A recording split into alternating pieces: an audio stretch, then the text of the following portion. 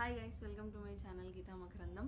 ఈ రోజు వీడియోలో మనం భగవద్గీతలోని చాప్టర్ 1 శ్లోకం 1 గురించి తెలుసుకుందాం. భగవద్గీత అంటే ఏంటో మనకి తెలుసు. కృష్ణుడు చెప్పే జీవిత సత్యాలే మనం భగవద్గీత అని అంటాం.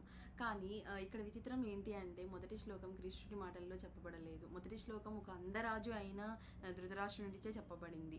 అసలు ఆ శ్లోకం తెలుసుకునే ముందు మనం భగవద్గీతలోని మెయిన్ క్యారెక్టర్స్ చాప్టర్ 1 గురించి బ్రీఫ్గా తెలుసుకుందాం. చాప్టర్ 1 నేమ్ వచ్చేసి మొదటి అధ్యాయం అర్జుని విషాద యోగం. అసలు యోగం అంటే ఏంటి? జీవులు పరమాత్ములు ఐక్యమైన మార్గమని యోగమని అంటాం. మరి విషాదముని యోగమని అనొచ్చా? మరి అర్జుని విషాదముని యోగమని ఎందుకు అన్నారు? విషాదము అంటే ఏంటి? విషాదం అంటే దుఃఖం యోగం ఎట్లయితుంది? దుఃఖము అంటే ప్రపంచ సుఖముల కొరకు దుఃఖించుట యోగము కాదు, కానీ అర్జునుడి దుఃఖము యోగమని అనబడింది.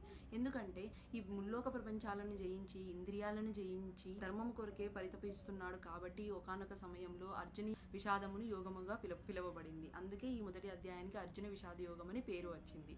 ఇప్పుడు భగవద్గీతలోని మెయిన్ క్యారెక్టర్స్ గురించి తెలుసుకుందాం. ధృతరాష్ట్రుడు హస్తినాపుర రాజు. ఇతనికి 100 మంది పుత్రులు, వారే కౌరవులు. అందరికంటే పెద్దవాడు దుర్యోధనుడు.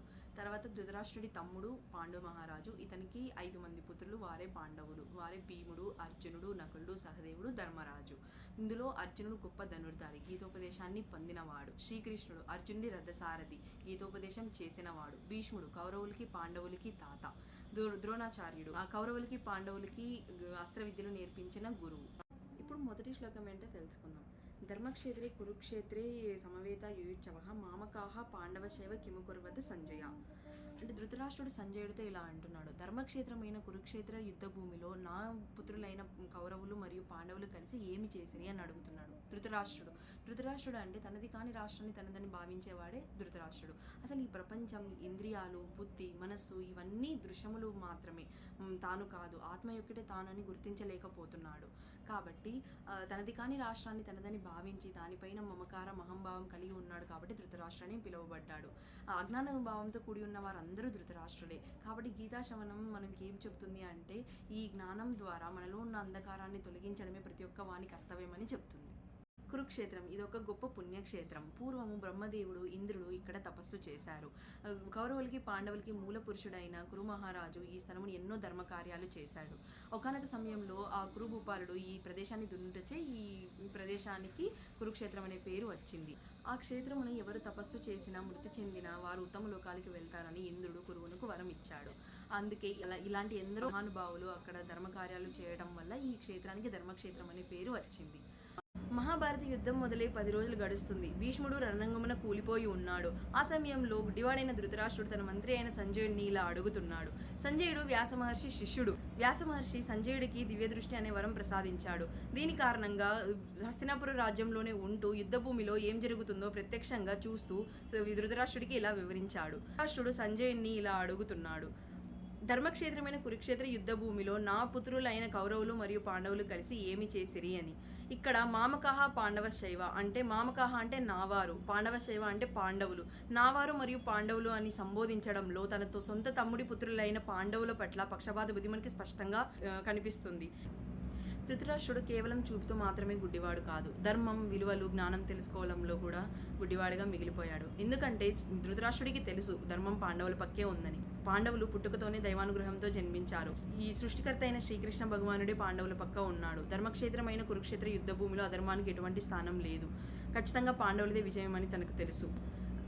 తన పుత్రులు మరణిస్తారని కూడా తెలుసు. కానీ తన పుత్రులైన కౌరవులు మరియు పాండవులు యుద్ధం విరమించుకోవడం ధృతరాష్ట్రునికి ఏమాత్రం ఇష్టం లేదు. అందుకే భయంతో, ఆందోళనతో సంజయుని ఇలా అడుగుతున్నాడు, ధర్మక్షేత్రమైన కురుక్షేత్ర యుద్ధ భూమిలో నా పుత్రులు మరియు పాండవులు కలిసి ఏమి చేసిరి అని. ధృతరాష్ట్రునికి తెలుసు అధర్మం తన పుత్రులైన కౌరవుల పక్కే ఉందని. కానీ తన పుత్రులని వ్యామోహంతో అధర్మం వాళ్ళ పక్క నిలబడినప్పటికీ వాళ్ళకే సపోర్ట్ చేశాడు. అందుకే ఈ భయం, ఆందోళనకి గురవుతున్నాడు.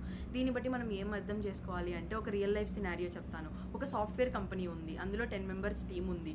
అందులో మేనేజర్కి బాగా కావాల్సిన వ్యక్తి ఒకరున్నారు. మేనేజర్ తనకు బాగా కావాల్సిన వ్యక్తిని మాత్రమే ప్రమోట్ చేస్తాడు. నిజానికి తన అర్హుడు కాదు. టీంలో ఉన్న ఇంకొక వ్యక్తి దానికి అర్హుడు. కానీ మేనేజర్ ప్రమోట్ చేసి ఇలా అనుకుంటాడు, నా డెసిషన్ మిగతా వాళ్ళందరూ యాక్సెప్ట్ చేస్తారా అని. భయానికి, సందేహానికి గురవుతాడు. ఎగ్జాక్ట్గా ఇదే ధృతరాష్ట్రుని మైండ్ సెట్ కూడా. Bias plus attachment is equal to stress, clear vision plus dharma based decision is equals to peace plus success. ఇదే మనకి భగవద్గీతలోని మొదటి అధ్యాయంలోని మొదటి శ్లోకం మనకి చెప్తుంది.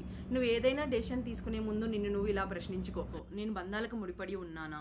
లేక నిజంగా చూడగలుగుతున్నానా, లేక అంధకారంలో మునిగిపోయి ఉన్నానా, నిజంగా ధర్మం వైపు నిలబడ్డానా, నేను చేస్తున్నది కరెక్టేనా, లేదా ఇతరుల పట్ల పక్షపాత బుద్ధి కలిగి ఉన్నానా. ఏదైనా డెసిషన్ తీసుకునే ముందు నిన్ను నువ్వు ఇలా ప్రశ్నించుకో. అప్పుడే నువ్వు ధర్మం వైపు నిలబడతావు, మంచి నిర్ణయాలు తీసుకోగలుగుతావు. అప్పుడే నీ జీవితంలో శాంతి సంతోషం అనేది ఉంటుంది. ఇదే ఈ భగవద్గీతలోని మొదటి అధ్యాయంలోని మొదటి శ్లోకం. నువ్వు అధర్మం వైపు నిలబడినప్పుడు నీకు మిగిలేది భయం, ఆందోళన, అశాంతి మాత్రమే. కాబట్టి తప్పు చేసింది నీ వాళ్ళైనా తప్పును తప్పని చెప్పగలిగినప్పుడే నువ్వు ధర్మం వైపు నిలబడినట్టు. అప్పుడే నీకు శాంతి సుఖం లభిస్తాయి. ఇది ఈ భగవద్గీత మొదటి అధ్యాయంలోని మొదటి శ్లోకం. ఇప్పుడు నా పర్సనల్ లైఫ్ ఎక్స్పీరియన్సెస్ నేను షేర్ చేసుకోవాలనుకుంటున్నాను. అంటే నా పాయింట్ ఆఫ్ వ్యూలో everyone will have their own perspective. So if I'm wrong at few things please don't judge me. కొన్ని కరెక్ట్ అనిపించవచ్చు, కొన్ని తప్పు అనిపించవచ్చు. కరెక్ట్ అనిపించినవి తీసుకోండి, తప్పు అనిపించినవి వదిలేయండి. అంతవరకే నేను చెప్పగలను.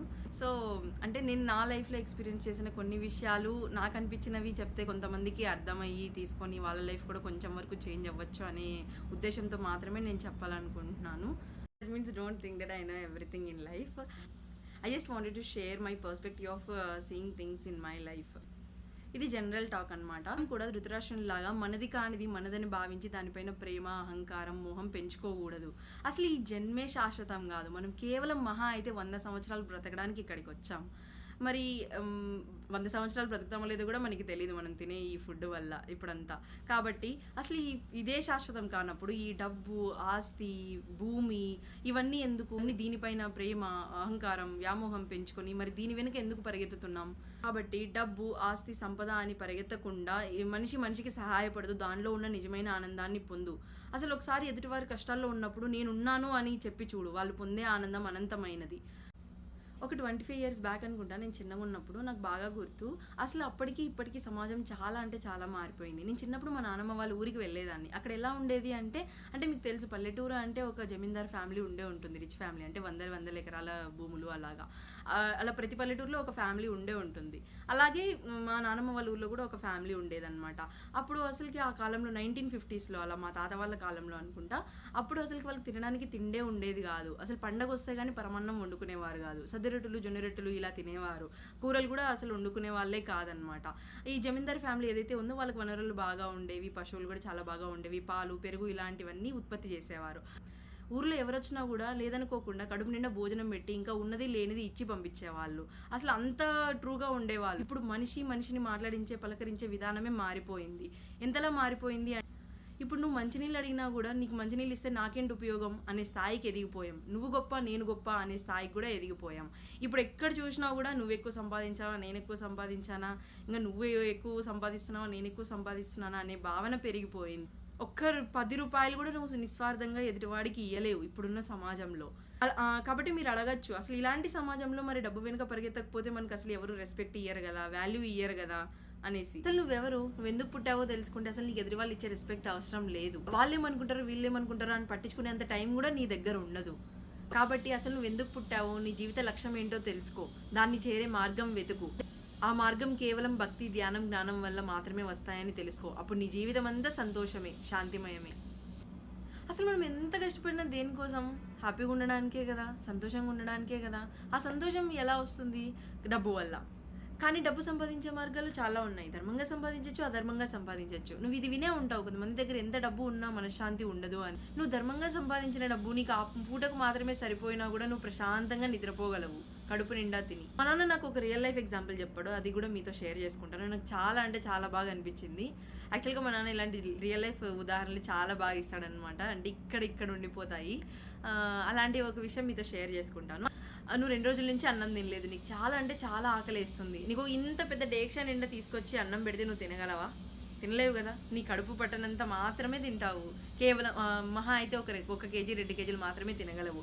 అలాగే ఈ డబ్బు కూడా నీకు కావాల్సినంత ఇంత మాత్రం ఉంటే చాలు. ఇంత ఉండాల్సిన అవసరం లేదు. నీ తరతరాలకి సరిపడేంత డబ్బు మనకు అవసరం లేదు. డబ్బు కూడా మనకి సరిపడినంత ఉంటే చాలు, దానికి మించి మనకు అవసరం లేదు. అంత డబ్బు నీ చేతికి వచ్చినా కూడా నువ్వు చాలా బద్ధకస్తుడివి అయిపోతావు. నీకు డబ్బు వాల్యూ తెలియదు. కష్టాల్లో ఉన్నప్పుడు మాత్రమే నువ్వు దేవునికి చాలా దగ్గరగా ఉండగలవు అని నేను ఎక్కడో విన్నాను. ఇది అక్షరాల సత్యం. ఒకవేళ నీకు అదృష్టం వల్ల నువ్వు ధర్మంగా ఎంతైనా సంపాదించవచ్చు. ఒకవేళ అదృష్టం వల్ల నువ్వు వాళ్ళ దైవానుగ్రహంతో అంత డబ్బే సంపాదించగలిగితే ధర్మ కార్యాలకు ఉపయోగించు, మంచి పనులు చేయి, జన్మజన్మల పుణ్యం వస్తుంది నీకు. వీడియో సమ్మరీ ఏంటి అంటే, నీది నాది ఈ భూమి పైన ఏదీ లేదు, అసలు నువ్వు నేనే శాశ్వతం కాదు, కాబట్టి ఈ డబ్బు ఆస్తి సంపద ఏది శాశ్వతం కాదు, కాబట్టి ఉన్నన్ని రోజులు ఉన్నదానితో సంతోషంగా ఉండడానికి ప్రయత్నిద్దాం. అలాగే ధృతరాష్ట్రులాగా నా పుత్రులు అనే భావన కూడా అసలు ఉండకూడదు. నీ సొంత కూతుర్లు కొడుకులు అయినప్పటికీ నువ్వు అసలు వాళ్ళ పైన వ్యామోహం పెంచుకోకూడదు. నువ్వు వాళ్ళ కోసం సంపాదించి వాళ్ళు సుఖంగా ఉండాలని కోరుకోకూడదు. నువ్వు ఎలాగైతే కష్టపడి ఈ స్థాయికి వచ్చావో వాళ్ళు కూడా అలాగే కష్టపడి ఈ స్థాయికి రాని. అప్పుడే వాళ్ళకి జీవితం అంటే ఏంటో తెలుస్తుంది, కష్టాలు విలువ తెలుస్తుంది, అసలు ఎందుకు మనం పుట్టామో తెలుస్తుంది, ఒక జీవిత లక్ష్యం అనేది ఏర్పడుతుంది. స్వార్థం అనే భావన తీసేయి, మనిషి మనిషికి సహాయపడు. ఇదే నేను చెప్పాలనుకుంటున్నాను. అలాగే ఒకవేళ ఈ కంటెంట్ మీకు నచ్చినట్లయితే please like and subscribe to reach for more people. Thank you for watching.